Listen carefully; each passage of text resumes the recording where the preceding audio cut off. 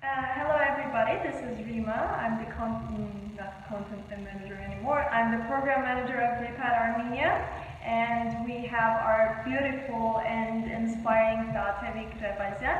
She's a Repat from Denmark and also happened to be the chair of Civil Aviation Committee and the government of Republic of Armenia. So we are here today to talk about her repatriation story, her integration process in Armenia, and also learn about professional integration, which is very important for those younger ones, and of course for everyone.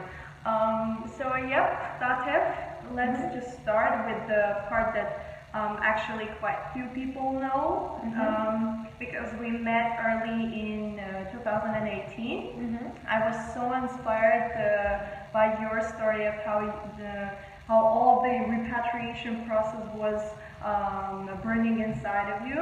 And can you tell us about your background, about your life outside of Armenia, and then we can come to your connection and eventually repatriation and now your professional integration.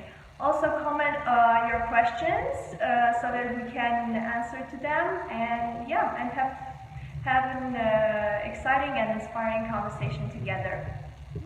So, Tatevik? Let's start. Well, I was born in Yerevan, but we moved to Denmark in '93, so when I was 5 years old. I basically grew up in Denmark. I did not have many Armenians around me, close to non-Armenians besides my family. So the Armenian that I speak, I learned at home, and I also learned to speak Russian at home.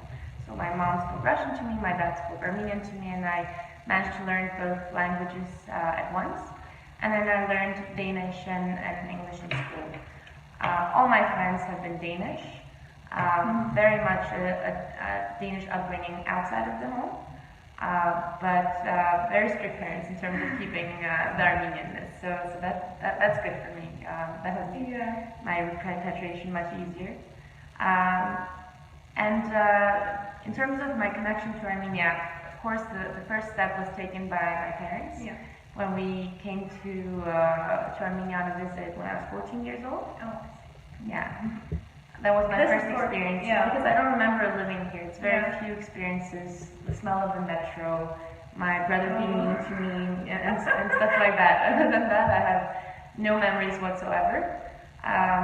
When I was 14, I really liked the country, but I was a tourist. And then we came again when I was 20.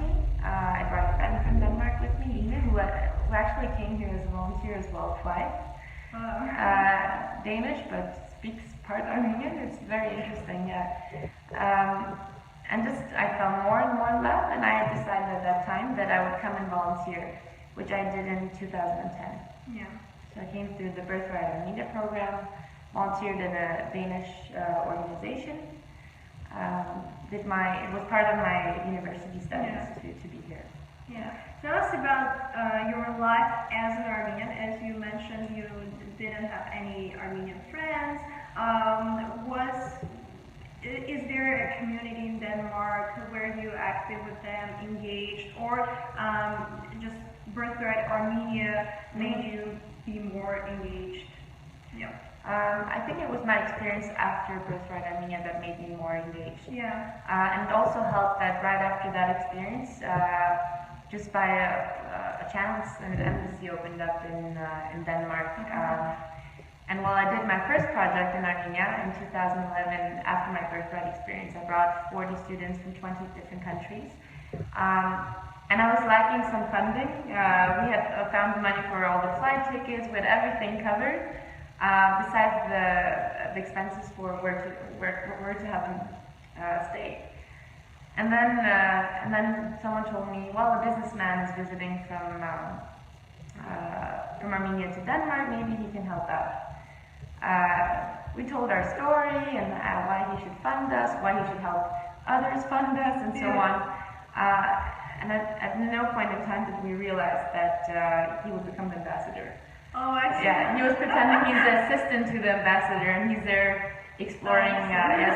So basically we got in touch very early in the process, and and help each other out in terms of doing projects in Armenia. He introduced me to a lot of young people as well in Denmark, and we hit it off. Like since then, I would say my network, my Armenian network, has been expanding significantly, whereas my Danish network has stayed the same. I always remember your dream. I mean, to create more jobs and be useful to Armenia. Can you tell us about your first experience of creating the job and bringing one of the coolest startups to Armenia, having the branch here, and tell us about that story. I love telling that story to everyone I met, and tell us. I'll tell the story. Basically, at that time when I applied for this new job, I was still working in Copenhagen, living a very comfortable life. I've been working in Momondo Group, which is a company comparing flight price tickets. And I was running tired. Like I wasn't that inspired anymore, and I wanted new challenges. And then by chance, I saw a Facebook post, an article about Flyer, which is a company that builds revenue management systems for airlines. And I basically just wrote on LinkedIn to the co-founder, Alex, and I was like, hey, let's have a brief call. I don't even know what I wrote. It's very limited what you can write on LinkedIn when you're not friends with someone. So I chose my words very wisely to make sure that he would accept my friend request. We had this call, and he said, well, Tatevik, we might need somebody like you in 6 months or so, but not right now. Though we had a good conversation. And I was like, nah, I'm not gonna wait. That's not gonna happen, because if I wait, he's gonna forget me. He's a startup guy, and things are moving really fast in his world. So I basically wrote to Alex, hey, I'm coming these dates to San Francisco, let's grab a coffee. But I haven't booked the ticket yet. I wanted him to confirm first, to make sure that he would be there, and I would actually have this cup of coffee with him. And I also did a plan B and C and D and E, just in case this didn't work out. Maybe something else would, and it wouldn't be a completely waste of time and money to go to San Francisco. We met, and it was an amazing talk, like 1 hour, just two passionate people really having a good conversation. Never had a real job interview at all.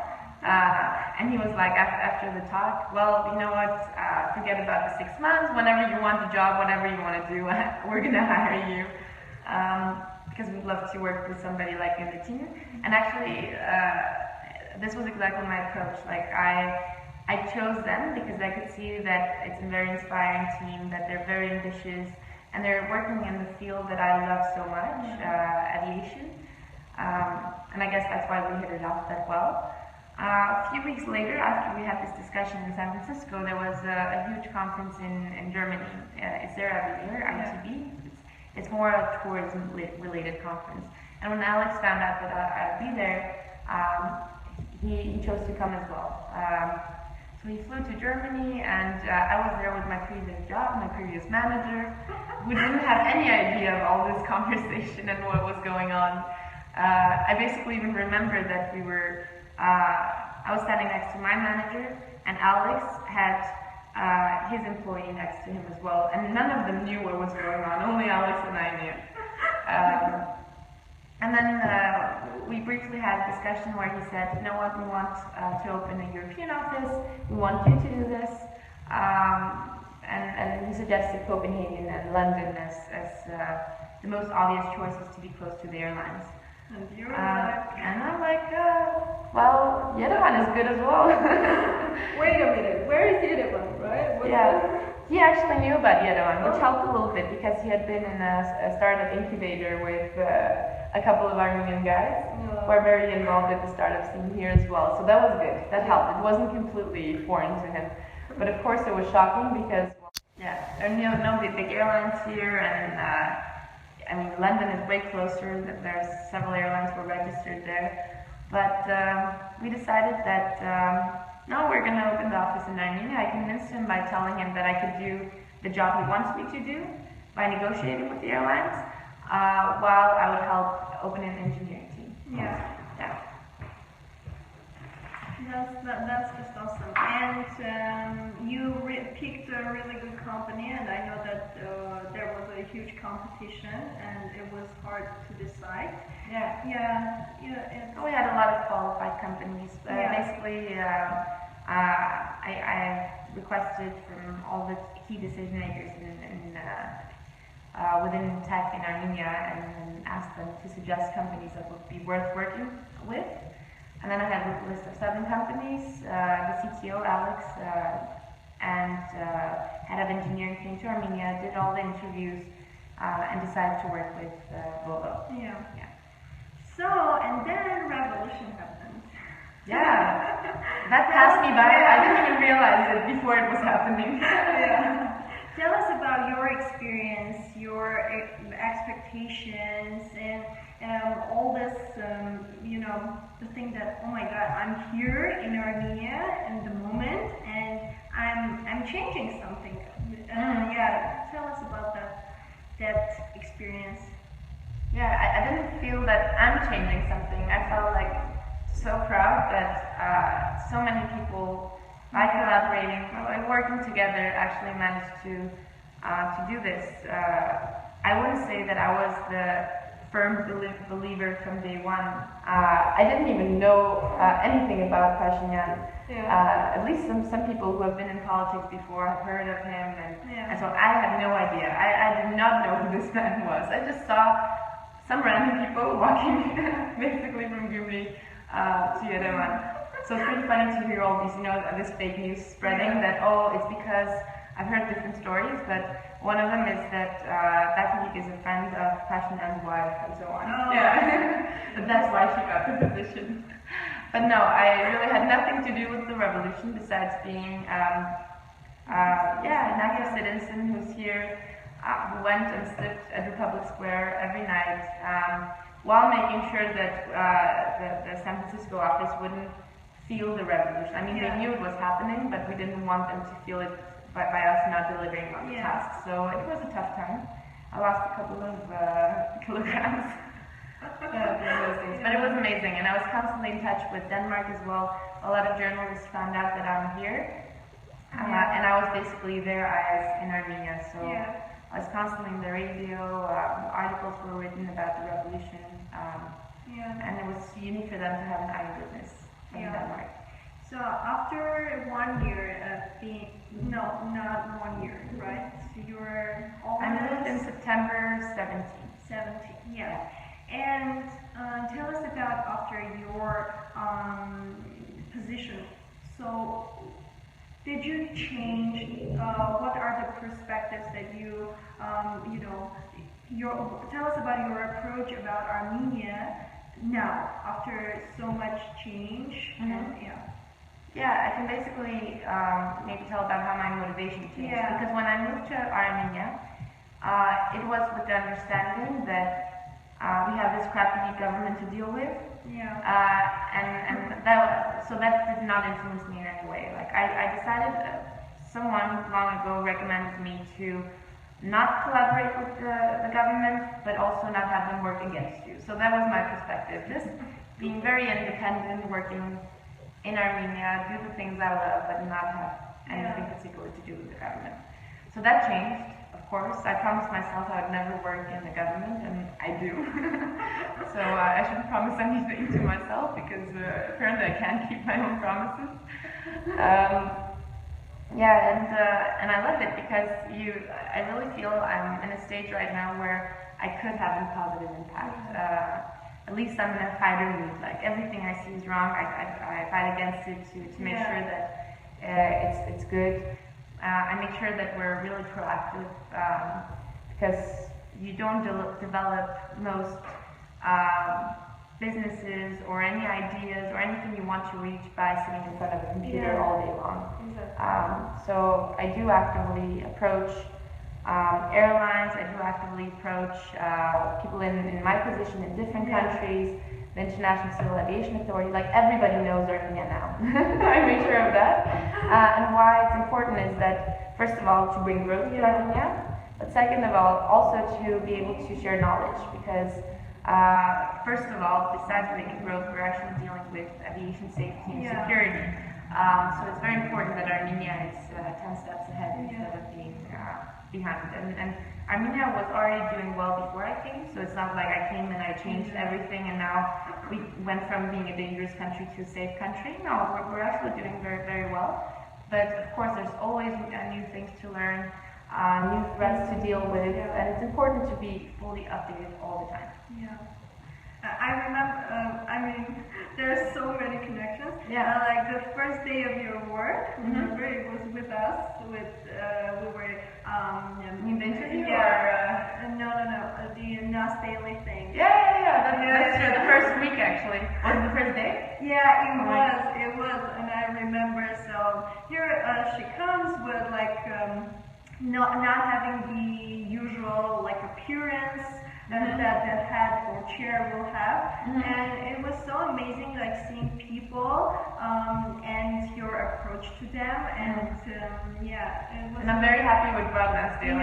Just when I met Singapore Airlines, and we talked about Nasdale, I've actually used the 4-minute video in all my negotiations. I would always end up with that video, and people would laugh, especially at the Ryanair meeting. After 2 hours, I was like, okay, it seems like people are very interested. Let me just show them this video as well. And they just loved it. They were amazed by it. Basically, we showed that by spending very little money, you can get a huge outcome. Yeah, so, exactly. Thank you for suggesting that. Yeah, thank you so much. So let's just move into the questions. So we have quite a few people watching us, and we will wait for your questions. Ask anything repatriation oriented. And yeah, I just will have another question. So we have those stereotypes in the diaspora that Armenia is not the right country to come to be engaged, especially when you're young. You can't have the right qualifications here, you can't get the right education, and you can't promote yourself exactly. It's always possible to find excuses for everything. I see that as an excuse. Yeah, exactly. So, how Birthright Armenia, because it is really doing such a great job in showing the real country, because as a tourist, okay, you come, you go to one church, another church, this, there, here, but you don't really experience the country, and you don't really fall in love with it, like pros and cons.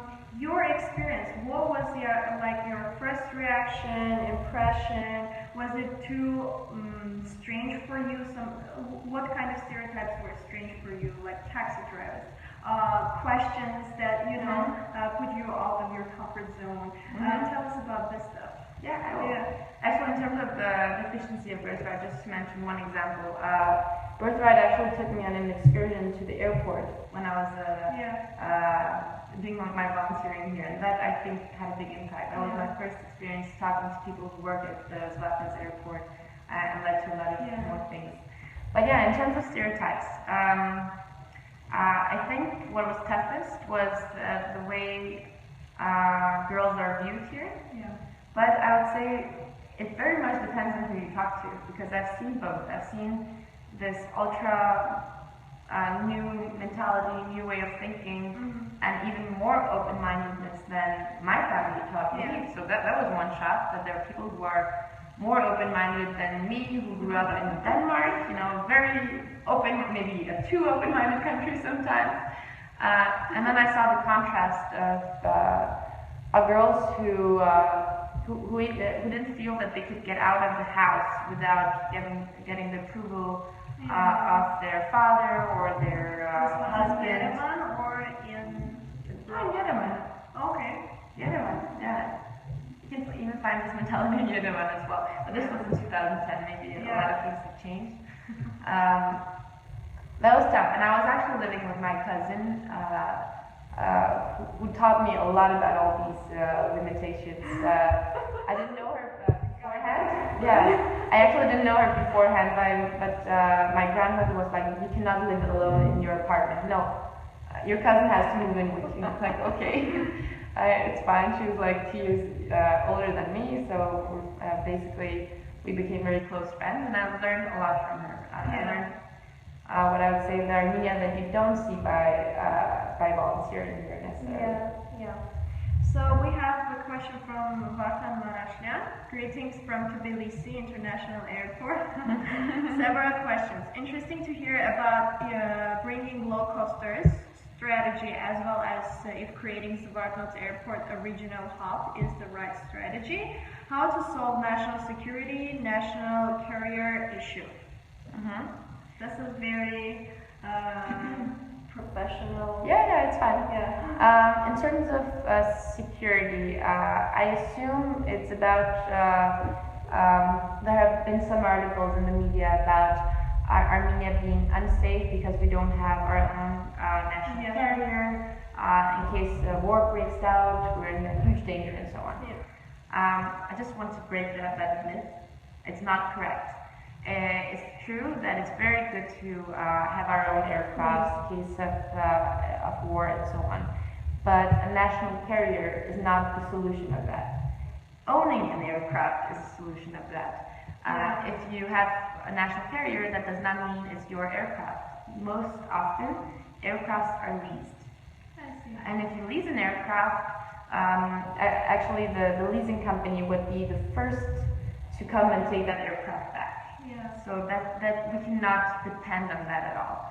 I'm trying to find more viable solutions to that, because realizing that it is an issue, an earthquake could happen, a war could break out and so on, but there are other options to deal with security. We shouldn't do that through a national carrier. We should do that through a coordinated effort. I can't say much about it at this stage because we haven't yet negotiated the contracts or signed anything. But we are aware of this issue and we are looking into it. And then low cost as well, right? And regional hub. We're doing a very proactive work in terms of attracting low cost airlines. We went to Dublin and negotiated with Ryanair, had a very good conversation with them, 2 hours long, and they typically don't spend even 5 minutes on people or organizations that they don't see a benefit in speaking to. Recently I went to India, spoke to all the airlines there as well, with the exception of Jet Airways, which is in a bad condition, and we knew about that, so it wouldn't make sense to talk to them. And we had a very, very good negotiation as well. So there are ideas of Indian Airlines actually using Armenia as a transit zone to fly to Europe. I see. So we're waiting for a specific proposal in regards to that. We're also looking into changing the pricing strategy a bit to ensure that the costs of the airlines in general go down. So we're working on an incentive plan for new routes. Oh, I see. But this incentive plan is not specifically for Ryanair or Indigo. It's basically for any airline that would be willing to develop a new route. It's not something that's fully confirmed yet. We're in the process of negotiating with all the different sides to see what would be an acceptable incentive.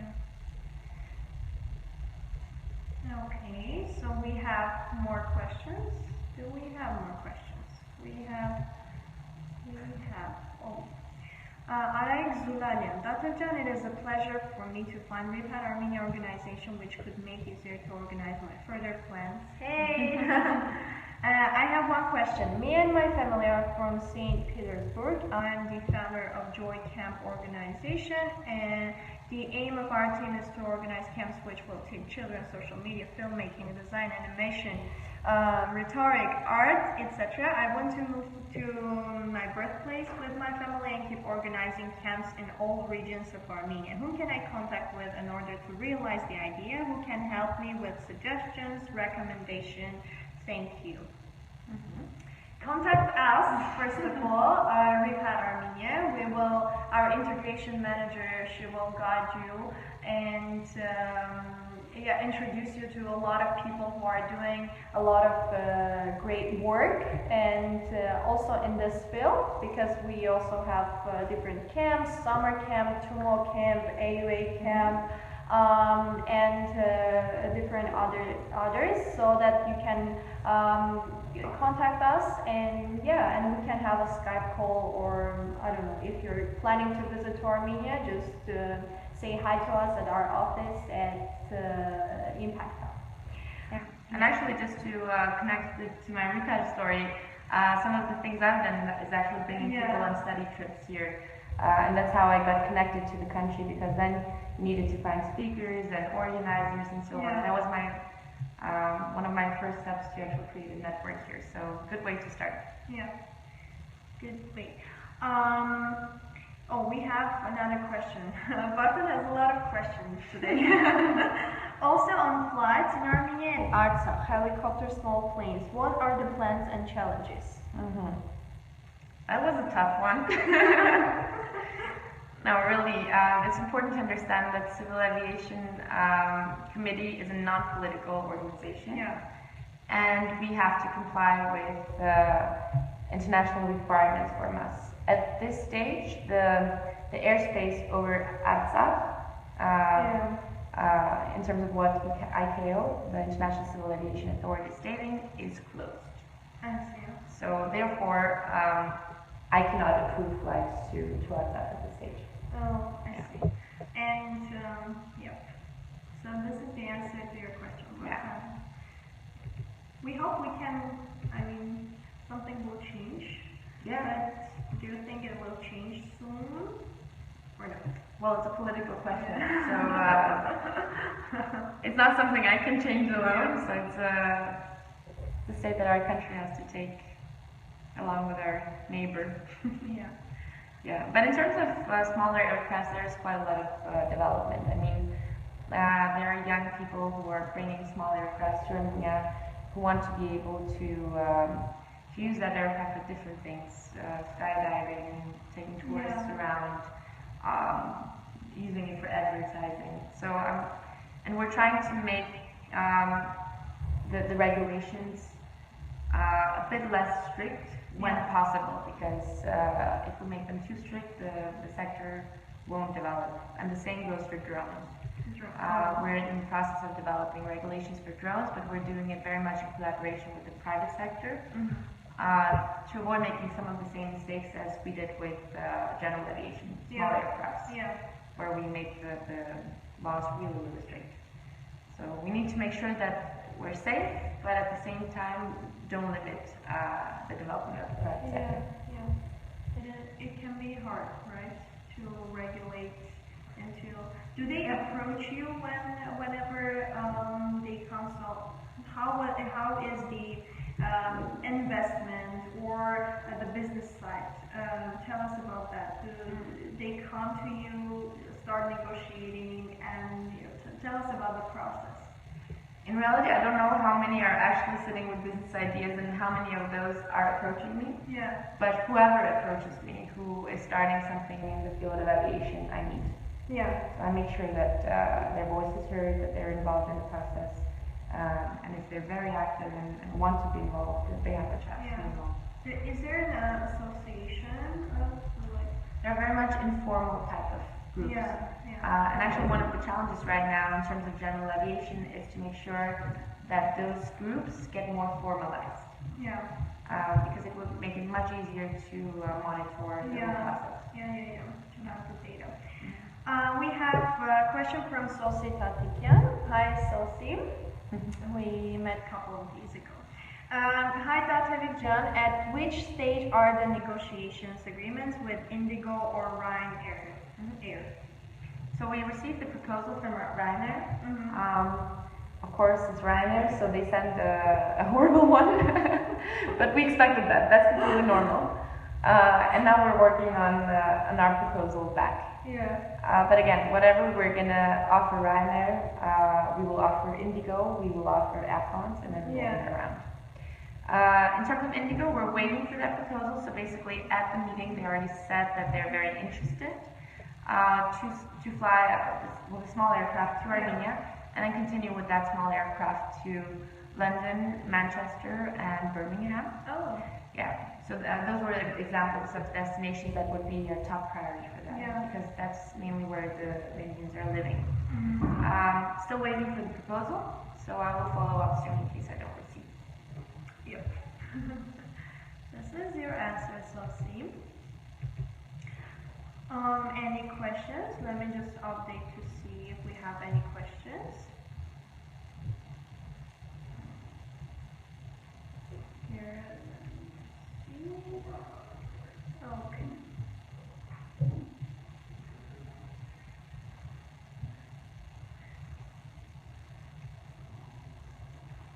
Tatev, tell us about your day. How it starts, and then how it ends. Basically never ends, because I dream about aircrafts as well. It's crazy, it's sick. As well as like me. Yeah, I really need to learn to switch off my brain. I really need that. Basically, I never know how my day will be, and that's what's I love about my job. I love working in a bit of a chaotic environment where you never know what will happen, what problems will arise. I can tell about my day today. We had a visitor from Hong Kong Airlines whom I met. I met one of our Armenian local airlines this morning as well. And then I talked a bit with our interns. I have 6 interns from Denmark who are here. Most of them are on 10-week internships. Some are longer, which is really nice because the tasks that we never get to, the more research-based tasks they can actually do and give us feedback on. And I would love to have interns from Armenian universities as well, so if anyone is interested, please come and join us. I've heard that there is a limitation from the universities here that typically an internship is 2 weeks here, not several months. At least Polytechnic was like that. We had around 12 interns coming over 2 weeks, but you really don't get into the job. You basically only get a brief overview of what's possible. And what did I do? Then I was preparing something for the Prime Minister, a couple of agenda points for some of his meetings. And then Revazian arrived today, so we met him as well. He stood nicely and looked while he arrived to make sure that everything was running smoothly. And then came here. And all the time I'm on the phone. As you saw, I came into the room, I wasn't on the phone, trying to get off the phone to be on time. So Bakan has another question. So you can clearly see, right, that Bakan was going... He's done his research well. Also on 10,000 drum air tax, does it make sense to eliminate or at least to make it proportionate to the tariff or distance? Otherwise, short distance flights might be too costly.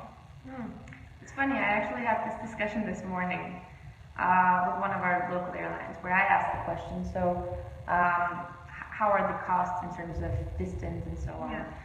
Basically, it depends on the aircraft type. But we are actually right now in the middle of analyzing the opportunities to look into tariffs based on distance. It's something that's already done, but at this stage only for TBC route, not any other route. So the idea is whether we should increase the distance or not. So we're in the process of analyzing that.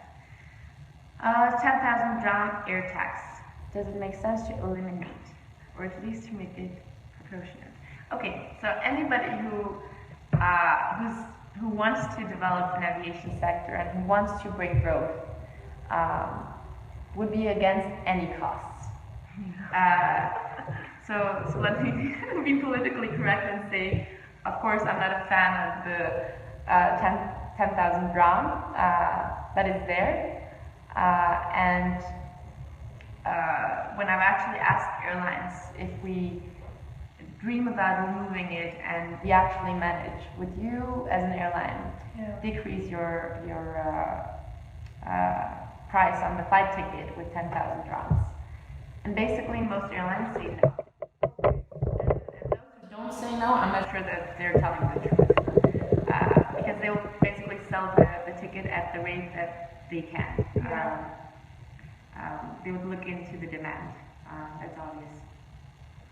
The incentives that we're looking into right now are looking at all types of costs that airlines are having right now. I just can't say much about it at this stage because it's not confirmed. So we are trying to do everything we can to decrease the costs. Yeah. And also my grandpa is watching. Hi, Grandpa. Yeah. Tatevik, tell us some like interesting stories from taxi drivers or your experience with them, because you know Armenia can be loved by its people, and the people all are just amazing. You know, when sometimes you have all this negative on social media, on this fake news. I blocked everything, so I'm not getting any news. Smart. Yeah. Tell us about your experience here in Armenia, like the moments that you're like, I'm so excited to be here, like besides the work and you know all the professional and like the human kind of yeah. Let's start with the taxi drivers. Actually, I have, as we started out by mentioning my goals in terms of creating jobs, bringing growth to the country, my secondary choice or goal whenever I have a chance is making sure that everybody wears seatbelts. I am so amazed. Nobody, like even the drivers. I remember years back, actually, when I was doing my volunteering, I think the situation was even better at that time than it is now. Like, nobody wears seatbelts now. Because there was the law of paying some money or now everyone nobody cares. And it really worries me because maybe this is my Danish influence because not maybe 100% where there's a lot of focus on safety. If you take your bicycle, you wear your helmet. If you drive a car, you don't even think of not wearing your seatbelt. You would feel naked not wearing your seatbelt. So I always make sure that even when I'm sitting on the back seat, I always wear my seatbelt, and people get confused and they ask questions. And once I had this really nice driver who said, no, don't wear the seatbelt. And then I just started a conversation with him, and I asked him, like, you know, I understand you wouldn't encourage me to wear my seatbelt, but why are you encouraging me not to wear my seatbelt? What's the point? And he started thinking, and he's like, I actually don't know. He had no excuse. So in that sense, I'm hoping to do a small revolution every time I sit in a new cab. Hoping that it will change something. In terms of moments where I feel really nice, it's actually while I do my job. And really, it's right now I'm doing a combination of two things I love. I love aviation and I love Armenia, and it's a combination in the best possible way. I can't even imagine a better combination. So it is while I work, and that's why I work a lot, and don't have enough time for my friends, and they're complaining. That's the best. The secondary is, of course, and then the second part is, of course, the warmth of the people. I'm just amazed that everybody would be willing to help you if you're in need. Even when you're not in need, people will still be willing to help you. Private space not existent. No, not at all. But I like it like that. I like talking to people, learning new things about people, and So I thrive here. I really do. So we are already, oh my god, we had like a long conversation, I guess, because it's 7:52. And to sum up all this conversation, what will be your advice to those ones who live outside of Armenia, who want to come and they're like, will I make it here? No, what should I do? Where can I start? So tell us about that. I think just ask the question, what's the worst thing that can happen? I always do the worst thing scenario. You move, you realize it's not something for you, and you change. Like, I mean, always make sure that you have enough money to fly back. Maybe that's my only suggestion. I really think that I would encourage people to take that risk because there's so much value in it. There's so much you won't be able to calculate for, challenges you won't realize you will have before you come. And just be very solution oriented. You see a problem, you solve the problem. You see a problem, you solve the problem. I think having that approach makes life much easier, not just in Armenia, but anywhere around. And I've said this in a Repat Armenia interview as well. I get excited by Armenia compared to a country like Denmark because it really, truly gives me energy because you feel that every step you make, your work actually matters. In Denmark, everything is already built, things work, people are relaxed, sometimes a bit too relaxed. And if you're a person who really loves to go for your passion and to go for your dreams, Armenia actually gives you that possibility because there are no obvious limitations of, oh, we already know the way things work. No, you can actually create the way you want things to work. And it's very easy to get people who will join you. And in terms of expanding your network, super easy. You meet one person, get introduced to 10 people, and those 10 people get introduced to 100 people. So it's you won't be lonely, I wouldn't. I would think of that. Thank you, Tatevik. As always, it is a pleasure to meet, to discuss, to talk about really nice things, and of course, you're one of the people who really, really inspires me.